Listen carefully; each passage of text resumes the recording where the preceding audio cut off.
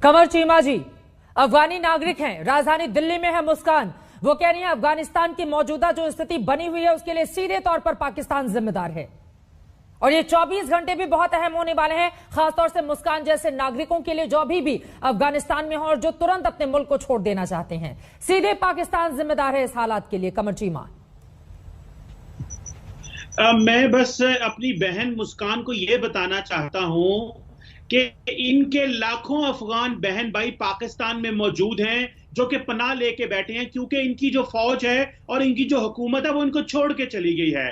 मेरी बहन इंडिया चली गई, अगर इनके जो बाकी बहन भाई पाकिस्तान आए हैं जरा उनको भी फोन करके पूछें कि वो किस तरह मजे की जिंदगियां गुजार रहे हैं। बोझ पाकिस्तान पर है, क्योंकि हमारी इकोनॉमी के ऊपर बोझ पड़ेगा जब इतने रेफ्यूजीज आएंगे।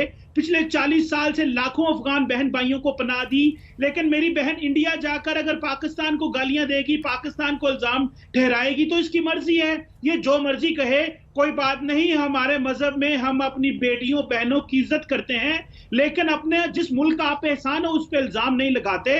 अगर पाकिस्तान ने आप पे एहसान किया तो उसकी दाद दें, आपके लिए बॉर्डर खोले, हॉस्पिटल खोले, लेकिन आप इंडिया में जाके मैं एक बात बताती हूँ सर, मैं आपको एक बात बताती हूँ। मैं इल्जाम नहीं लगाती हूँ, ये मेरा पर्सनली इल्जाम नहीं है, ठीक है। मैं पर्सनली इल्जाम नहीं लगाती हूँ, ये पूरा अफगान लोग का इल्जाम है, ये पूरा अफगान लोग बताती है, मैं नहीं बताती हूँ। जितना अफगान लोग वहां पे रह रहे, जितने लोग भी है, आप उससे पूछिए, वो लोग नहीं कहते हैं, क्योंकि वो वहां पर रह रहे, उनका मजबूरी है कि कुछ ना कहे। मेरा क्या मजबूरी है? ना कोई मुझे मजबूर कर रहा है, ना कोई फोर्स कर रहा है। ये तो है मुल्ला बरादर जो वहां पे आया है, जो अभी मुल्ला बरादर के नाम से आया है काबुल अफगानिस्तान में, उसका आईडी क्या है? उनका आईडी क्या है? वो पाकिस्तानी है कि नहीं? वो पाकिस्तानी है कि नहीं? उसका आइडेंटिफिकेशन वो कहाँ से है? आप लोगों को शर्म नहीं आती कि इस बच्ची से जबरदस्ती? शर्म हमें आती है कि हमें कमर चीमा शर्म आपको आनी चाहिए। कमर चीमा शर्म आपको आनी चाहिए। और मुस्कान एक सेकंड कमर चीमा, लेकिन उसके पहले सुधांशु त्रिवेदी जी और कमोडोर विजय सिंह मैं आपके पास आना चाहूंगी, ठीक है?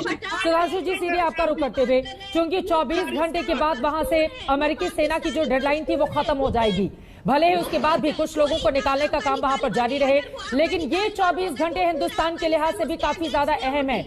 ऐसे अफगानिस्तान में मौजूद भारतीयों को निकालने के लिए और यहां से जिस तरह की चुनौतियां पनपेंगे उसके लिए हिंदुस्तान की क्या है तैयारी?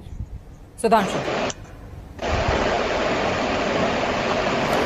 चित्रा जी, सबसे पहले तो मुझे आज श्री कृष्ण जन्माष्टमी का दिन है और काबुल के हालात पे जब हम चर्चा करते हैं तो मुझे बरबस याद आ जाता है कि ये वो देश है जहां तक्षशिला यूनिवर्सिटी थी, जो कि ऑक्सफोर्ड कहलाती सबसे पुरानी, और उससे बहुत पुराने बैतुल हिकमत बगदाद का उससे 1500 साल पुरानी, दुनिया में सबसे बड़ा नॉलेज का सेंटर जिस जमीन पे था, दुनिया का सबसे बड़ा टेरर का सेंटर आज उस जमीन के ऊपर है। और उसके बाद इनको किसी प्रकार का जिसे कहते हैं इंट्रोस्पेक्शन नहीं है, आत्मावलोकन नहीं है। अच्छा चलिए, अफगानिस्तान वालों को आप कह देंगे वो आरोप लगा रहे हैं। कमर चीमा साहब, आपके ऊपर बलूच आरोप लगाते हैं, आपके ऊपर कश्मीरी आरोप लगाते हैं, आपके ऊपर सिंधी, आपके ऊपर मुहाजिर, अब बताइए आपके ऊपर अहमदिया और बंगाली जो आपके हिस्सा थे, मुस्कुराने की जरूरत नहीं है कमर चीमा, चुनाव जीतने के बाद नहीं दिया था। आईना देखिए और देखिए कि आप लोगों का चेहरा कितना काला है, मुस्कुराने की जरूरत नहीं है। देखिए जितना जाहिर है मैं मुस्कान के साथ पूरी अपनी सॉलिडारिटी रखती हूँ, हम तमाम को रखनी चाहिए और हम तमाम रखते भी हैं। इवन चीमा साहब ने मुझे लगता है उनके साथ पूरी सॉलिडारिटी का इजहार किया है। लेकिन देखिए बात ये है कि ये जो आप ब्लेम लगाने की एक पाकिस्तान पे आप इसका मलबा डालने की कोशिश कर रहे हैं, ये बिल्कुल फेयर नहीं है। मुस्कान आपकी बात से सहमत नहीं है? मुस्कान वो कुछ जोड़ना चाह रही हैं?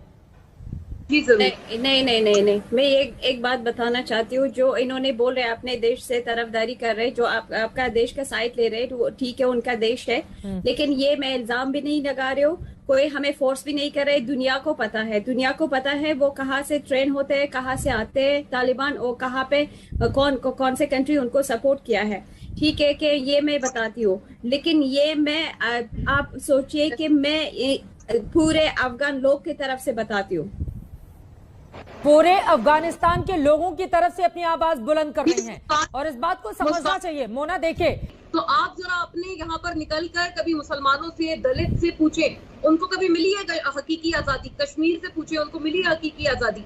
ये देखिए, अगर इस तरह से आप हमारे ऊपर बात करेंगे तो मैं भी आप पे बहुत सारी कर सकती हूँ। तो मैं सिर्फ टॉपिक पे स्टिक करना चाहती हूँ। कर रही हैं तो जवाब भी सुन लीजिए सुधांशु त्रिवेदी जी, वो आपको कश्मीर याद दिला रही हैं और देश के भीतर भी बहुत, जवाब सुन लीजिए ना मोना आलम, अब सवाल खड़े कर दिए। नहीं, जरूर जरूर सुनाइए। देखिए, आपने कहा कि आजादी की बात, पहली बात तो आपको मुस्लिमों की बात करनी हो तो मैं फिर आपको सिर्फ यही कोट किए देता हूं कि सिर्फ किसी भारत के व्यक्ति ने नहीं कहा ना, बीजेपी के व्यक्ति ने कहा। मार्क टेली बहुत बड़े पत्रकार हुए बीबीसी के, जो 26 साल हिंदुस्तान में रहे, उन्होंने 22 सितंबर 2019 को द इक्वेटर मैगजीन में लिखा है कि हिंदुस्तान के मुसलमान सबसे लकीएस्ट हैं, दे आर द लकीएस्ट। क्यों? उन्होंने लिखा चूंकि वो अपने मजहब में जैसे चाहे इबादत कर सकते हैं। उन्होंने एग्जाम्पल दिया कि मैं दिल्ली के निजामुद्दीन एरिया में रहा, एक तरफ हजरत निजामुद्दीन औलिया की दरगाह और उसके सामने तबलीगी जमात का ऑफिस था। उन्होंने कहा कोई मुस्लिम देश होता तो 26 साल ये दोनों एक साथ नहीं रह सकते थे। ये इसलिए हिंदुस्तान के मुसलमान सबसे लकी हैं कि वो यहां पर रह सकते हैं। अब ये बताइए, हमारे जमाने में जहां सूफी मजारे होती थी, सूफियों के 4 सिलसिले थे, नक्शबंदी, सोहरावर्दी, चिश्ती और कादरी। आज कितने बचे कश्मीर में, कितने बचे अफगानिस्तान में और कितने बचे पाकिस्तान में?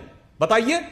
सब कुछ तो खत्म हो गया। चाहे बड़े से बड़े गायक रहे हो, फनकार रहे हो या शायर रहे हो, अब कितने होते हैं पाकिस्तान में?